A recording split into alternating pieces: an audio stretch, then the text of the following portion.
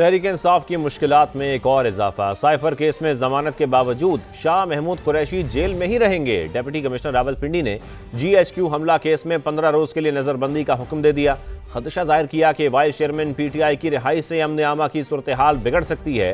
मुलजिम के वकील ने सुप्रीम कोर्ट से रुजू करने का ऐलान कर दिया। यासिर हकीम की रिपोर्ट।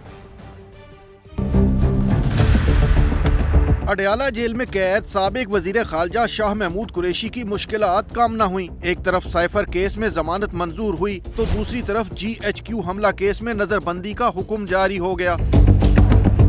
डिप्टी कमिश्नर रावलपिंडी के हुक्मनामे के मुताबिक शाह महमूद कुरैशी 9 मई को GHQ गेट हमला केस में मुलव्वस पाए गए। मुलजम को रिहाई मिलने से अमनो अमान की सूरत हाल बिगड़ने का खदशा है। SHO की रिपोर्ट पर CPO ने 45 रोजा नजरबंदी तजवीज की। जिलाई इंटेलिजेंस कमेटी ने भी पुलिस और इदारों की रिपोर्ट से इत्तफाक किया। डिप्टी कमिश्नर ने हुक्म दिया कि शाह महमूद कुरैशी को अपील का हक देते हुए 15 रोज के लिए नजरबंद किया जाता है।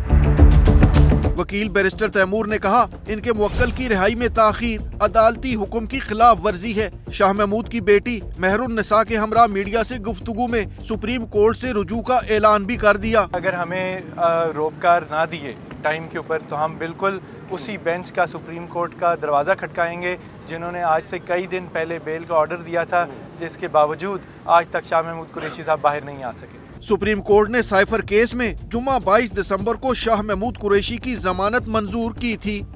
तहरीक इंसाफ की मुश्किलात में एक और इजाफा। साइफर केस में जमानत के बावजूद शाह महमूद कुरैशी जेल में ही रहेंगे। डिप्टी कमिश्नर रावलपिंडी ने GHQ हमला केस में 15 रोज के लिए नजरबंदी का हुक्म दे दिया। खदशा जाहिर किया कि वाइस चेयरमैन PTI की रिहाई से अमन आमा की सूरत हाल बिगड़ सकती है।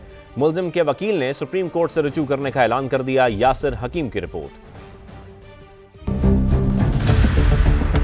अडयाला जेल में कैद साबिक वजीर खारजा शाह महमूद कुरैशी की मुश्किलात कम न हुई। एक तरफ साइफर केस में जमानत मंजूर हुई तो दूसरी तरफ GHQ हमला केस में नजरबंदी का हुक्म जारी हो गया।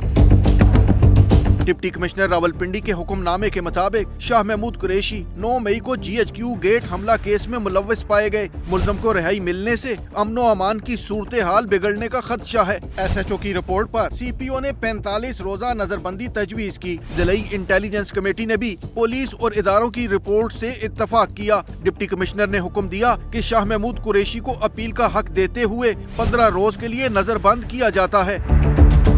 वकील बैरिस्टर तैमूर ने कहा, इनके मुवक्किल की रिहाई में ताखीर अदालती हुक्म की खिलाफ वर्जी है। शाह महमूद की बेटी मेहरुन्निसा के हमरा मीडिया से गुफ्तगू में सुप्रीम कोर्ट से रुजू का ऐलान भी कर दिया। अगर हमें रोककर ना दिए टाइम के ऊपर तो हम बिल्कुल उसी बेंच का सुप्रीम कोर्ट का दरवाज़ा खटकाएंगे जिन्होंने आज से कई दिन पहले बेल का ऑर्डर दिया था, जिसके बावजूद आज तक शाह महमूद कुरैशी साहब बाहर नहीं आ सके। सुप्रीम कोर्ट ने साइफर केस में जुम्मा 22 दिसंबर को शाह महमूद कुरैशी की जमानत मंजूर की थी।